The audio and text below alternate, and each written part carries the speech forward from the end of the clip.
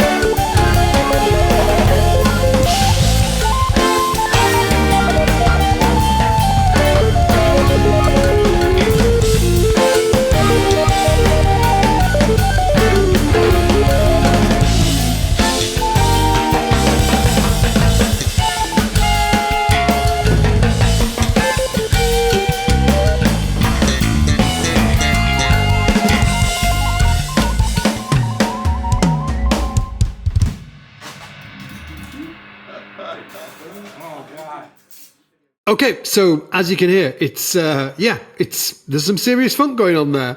Now, in terms of tone, one of the things that I would change if I could record this again would be I would probably EQ the slap sound a little bit more traditionally. I think that it's maybe got a little bit too much mid. I think should have like scooped it out a little more Marcus Miller in there. I think in terms of the slap flavor. And tone.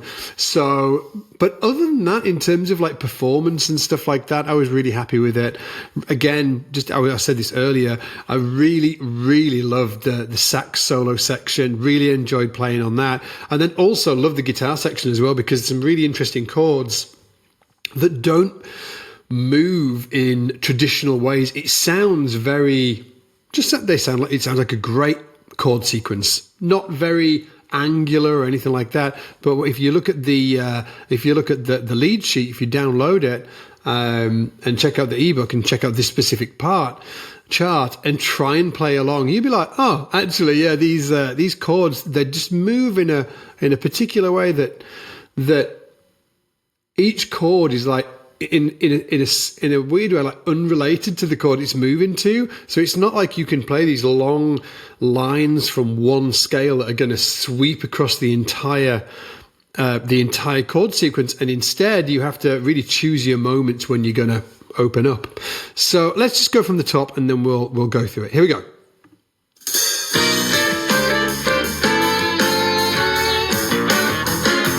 This is all slapped, as you can hear.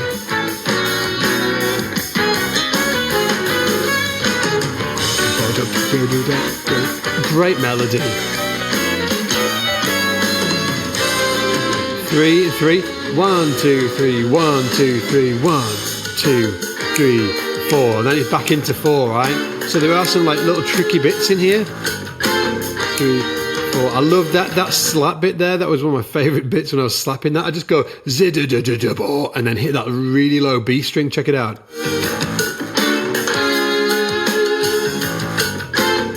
There we go.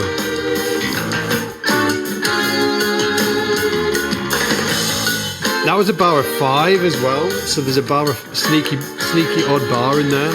1 2 3 4. 1 2 3 4. 1 2 3. Still in 4. 2 3 4. 1 2 3 2 2 3 3 2 3 4 2 3. And then into the guitar solo. And during this bit, I'm just trying to play it really simply. Big whole notes. And then as it progresses through, you'll hear me start to open up the bass line.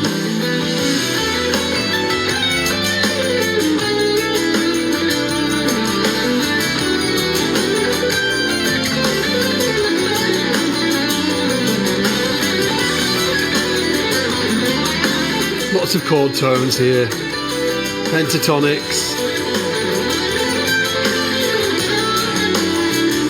pretty standard stuff.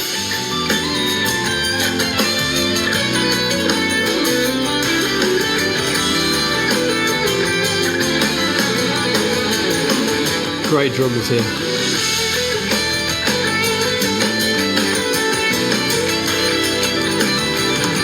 You'll hear me hearing the ninths as well on those chords, just to open it up and give myself the ability to flesh out what I'm playing.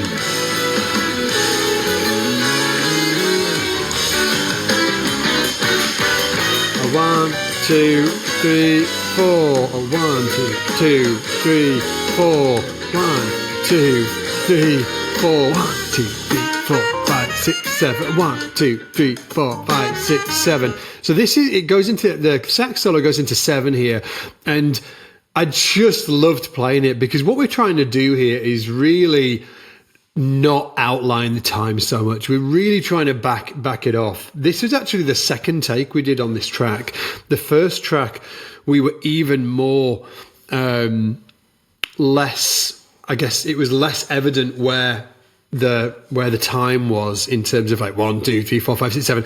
But what we're trying to do, and it wasn't actually, just to put it out there, it wasn't spoken about. We didn't say, hey, let's try and keep this kind of mysterious and kind of like just almost sponge-like the time at this part. It wasn't something that was pre-discussed, but everybody kind of went with the same vibe. I think that was really driven by probably myself and Gergo and Sai.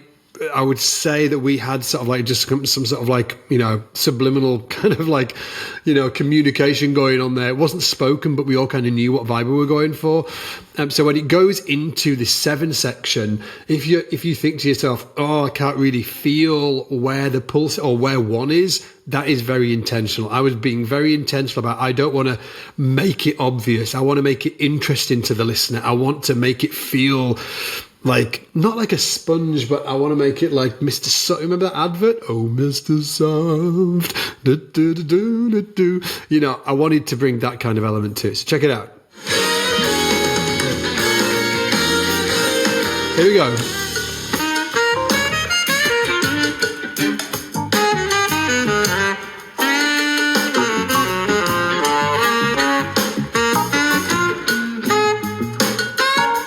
It's just a blues sequence as well. Super simple.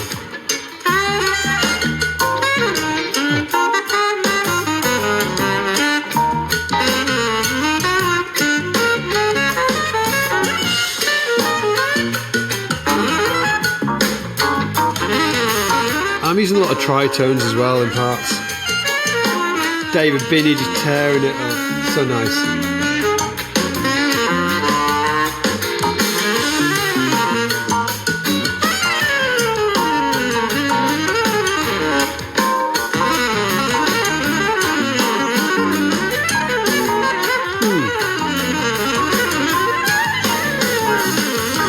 Here we go, back out.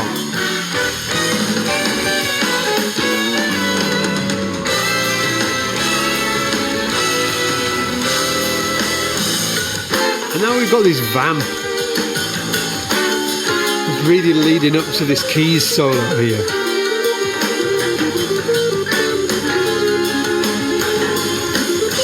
And there's some odd bars here as well. So if you want to check that out, just go to scottsalbumbonus.com. You can see where the odd bars are.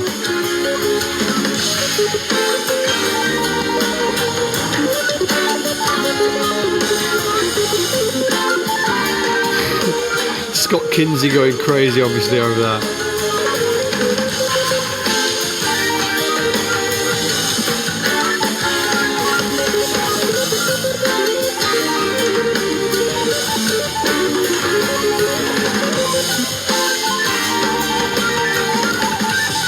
It just descends into madness from here.